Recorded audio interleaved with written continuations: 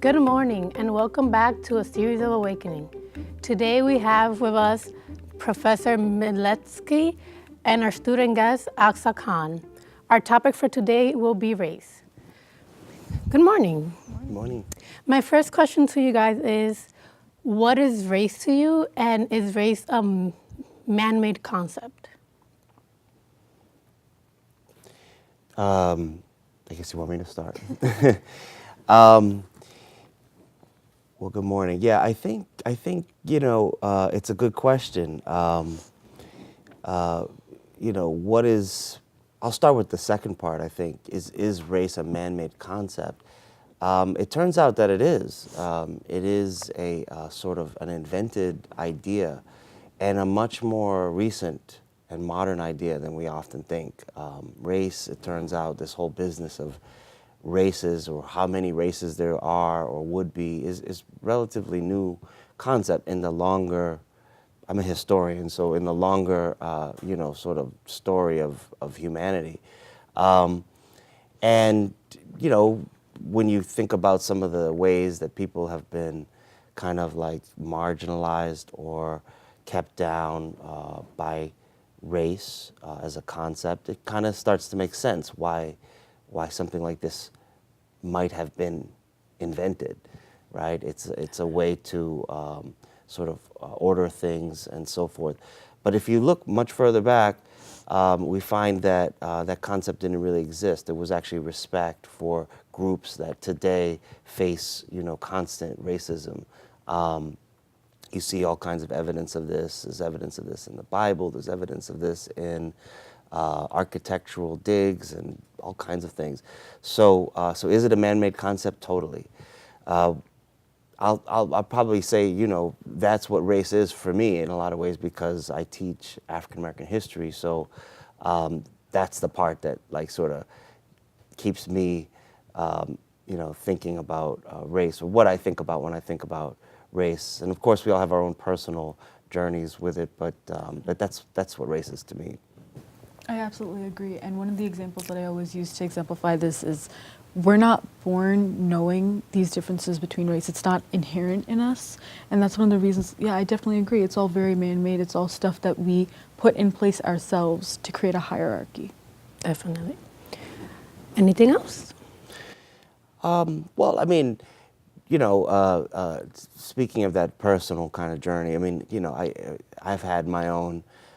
We've all had our own, sort of brushes with, or interesting stories and that kind of thing with regard to race. For me, I've come from a racially mixed background personally, but it's not always self-evident to people. It's not always apparent to people that that I identify as a person of color, which I do, and so that has made for all kinds of, interesting. Experiences with regard to race, but in terms of, I think it's not so much. I mean, that's what race has been, and to me, because of other people's definition of it. But I think what race can be for me and for others is it can be a way to organize. It can be a way to build. It can be a way to educate and to educate ourselves so that we. Have that longer, historical context. I think knowing, for example, that race is a relatively new concept or that it's a man-made concept is an empowering thing. I agree. The following question is, what's the difference between saying racist or racism and racial bias? I definitely think that there is a difference in the technical, what they mean. So when you're saying that someone is racist, you mean that in a way you are taking power away from them. You're using the power you have to put them down.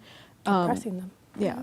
Whereas being discriminatory and having bias is more acting, for example, a group that is marginalized can be discriminatory, but they can't be racist because they're not in that position of power themselves. And also, racial bias is more about preferring, not more of a, I hate that race, but it's just, I prefer another one rather than this one. You know what I mean?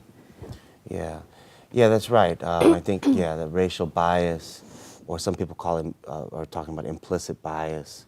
You know, the kind of automatic reactions that we have. They're not necessarily intentional reactions, but they're sort of like the stuff that happens because of just the way that race is a part of our everyday lives.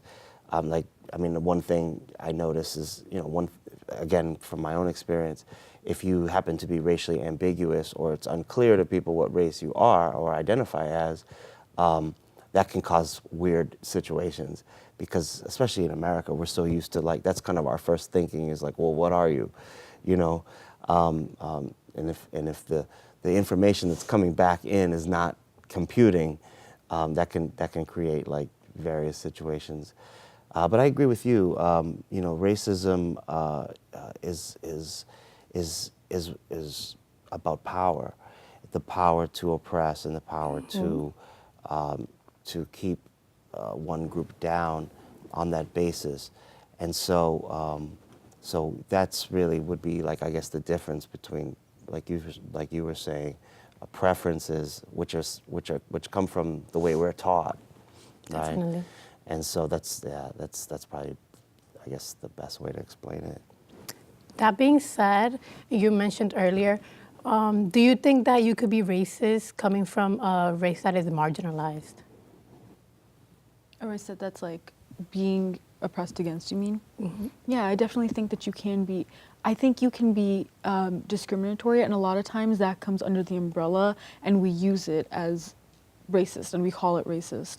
And I think it's being discriminatory. And it's still not right, but I don't think you can technically call it racism. Yeah, I agree. There's a lot of people have this discussion all the time. Can minorities or racial minorities or people who, like you said, who are oppressed be racist? And I think that it's sort of, that whole discussion is kind of an exercise in futility, because, what is the end goal of that question? It's really a question that's been posed mostly by people on the conservative side of things politically, as a way, I think, to discredit this whole business of racism at all. To say, well, African Americans can be racist, so therefore the answer is, so therefore racism isn't a real thing, because if they can do it, then so it takes power away from the claim of racism at all. And so there is a lot of scholarly work that backs up this conclusion that race plus power is the dynamic that's missing. And so groups that lack that kind of power, doesn't mean that they don't have the bias, and it doesn't mean that, because we all do. That's the part that no one's immune to, because if you're from this country, if you grew up in this country, because race is so central to everything, you may have biases and prejudices and stereotypes even. That is I think more prevalent. But to say that they could be racist, I also don't think it's whether it's correct or not is not the question. It's the point of that discussion. Definitely. And last but not least, what it means to become Americanized? Good question. To become assimilated with America, or like what America is itself? Are there any characteristics that make you an American? Like, I think I know what you mean. Yeah. What does it mean to be an American? What is it? One thing, I do an exercise with my class sometimes, and I have them all close their eyes, and I ask them to imagine the all-American girl or the all-American guy, right? What do you see in your mind? And inevitably, like, when they open their eyes again, you could probably guess where everyone sees the same thing. And they always describe it, with some variation, but it's usually something along the lines of, white, blue eyes, blonde hair. That's what we usually get. Some people come up with different things, but generally, so the question is, why is that, right? Why, when we close our eyes, do we see that, right?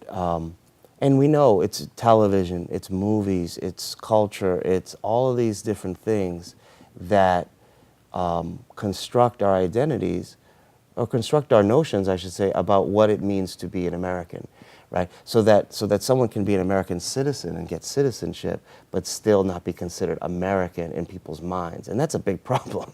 Yes. You know, that's a major problem. Certain groups like African Americans have been in this country probably just as long, right, as the first pioneers and settlers, the white European settlers, and they all came together actually at the same time. And yet some people don't think of African Americans when they think American, or what is that? Or someone will say, well, you know what I mean, American. Yeah. You know, so it gets at in our language. Our language tells us a lot about how we feel and see those kinds of things. And as such, people have generally tried to assimilate to what that ideal is. I definitely agree. Unfortunately, we are out of time. So it was a pleasure having both of you guys here, and I hope to see you guys soon. Have a good day. Thank you.